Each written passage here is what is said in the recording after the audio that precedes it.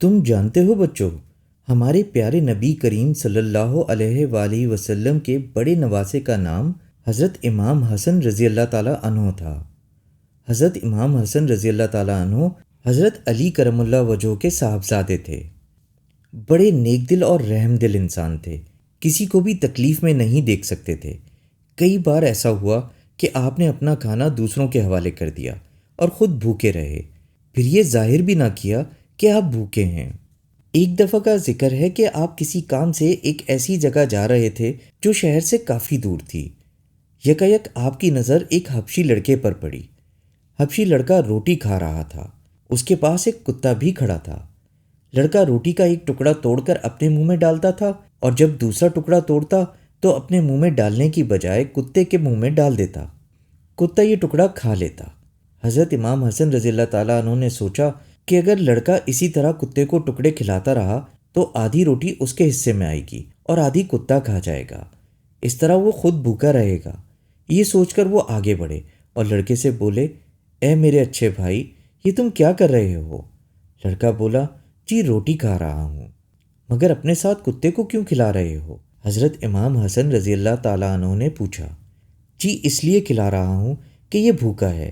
میں نے روٹی رومال سے نکالی تو یہ بھاگ کر میرے پاس آ گیا، میں سمجھ گیا کہ یہ بھوکا ہے۔ حضرت امام حسن رضی اللہ تعالیٰ عنہ بولے، یہ تو ٹھیک ہے کہ کتا بھوکا ہے، مگر بھائی تم خود بھی تو بھوکے ہو، آدھی روٹی اسے کھلا دی تو تمہاری آدھی بھوک باقی رہے گی۔ لڑکا بولا، آپ درست فرما رہے ہیں جناب، تو پھر اسے دھتکار کیوں نہیں دیتے؟ حضرت امام نے پوچھا۔ لڑکے نے بڑے ادب سے جواب دیا، جناب میں ایسا نہیں کر سکتا۔ حضرت امام نے پوچھا، تم ایسا کیوں نہیں کر سکتے؟ اس کے جواب میں لڑکے نے کہا، جناب یہ کیسے ہو سکتا ہے کہ میں تو اپنا پیٹ بھر لوں اور کتا بھوکا رہے؟ جس طرح مجھے بھوک لگی ہے اسے بھی لگی ہے۔ حضرت امام نے لڑکے کی یہ بات سنی تو آنکھوں میں آنسو آ گئے۔ وہ چپ چاپ اپنی جگہ پر کھڑے رہے اور لڑکا اسی طرح روٹی کا ایک ٹکڑا کتے کے آگے ڈالتا رہا اور ایک ٹکڑا اپنے منہ میں، یہاں تک کہ روٹی ختم ہو گئی۔ اب لڑکے نے خدا کا شکر ادا کیا، کتے کی پیٹھ پر تھپکی دی اور اٹھ کر ایک طرف جانے لگا۔ کہاں جا رہے ہو؟ آپ نے پوچھا۔ لڑکا بولا، اپنا فرض ادا کرنے۔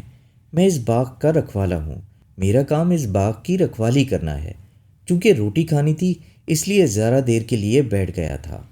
آپ نے پوچھا، تمہارے باغ کے مالک کا نام کیا ہے اور کہاں رہتا ہے؟ لڑکے نے باغ کے مالک کا نام اور پتہ بتا دیا۔ آپ بولے، تم یہیں ٹھہرو، میں ابھی لوٹ کر آتا ہوں۔ یہ کہہ کر آپ باغ سے نکل گئے۔ لڑکا اپنا کام کرنے لگا۔ تھوڑی دیر گزری تھی، آپ واپس آ گئے اور بولے، اچھے بھائی یہ بتاؤ، اگر تمہیں آزاد کر دیا جائے تو تم کتنے خوش ہوگے؟ لڑکا بولا، جناب میں بہت خوش ہوں گا۔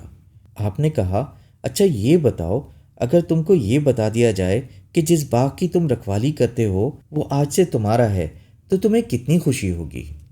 لڑکا آپ کی صورت کو دیکھنے لگا، اسے یقین ہی نہیں آ سکتا تھا کہ کبھی ایسے الفاظ بھی سن سکتا ہے۔ کیوں بھائی، تم نے جواب نہیں دیا؟ آپ نے پوچھا۔ لڑکا بولا، جناب اگر یہ باغ مجھے مل جائے تو میری خوشی کا کوئی ٹھکانہ نہیں رہے گا۔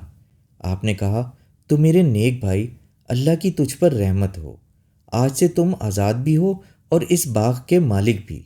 یہ کہہ کر آپ نے لڑکے کے سر پر محبت سے ہاتھ پھیرا اور چلے گئے۔ لڑکا دور تک انہیں جاتے ہوئے دیکھتا رہا اور سوچتا رہا کہ آج سچ مچ اللہ کی رحمت ایک انسان کا بھیس بدل کر آ گئی تھی اور اسے زندگی کی سب سے بڑی خوشی دے کر چلی گئی ہے۔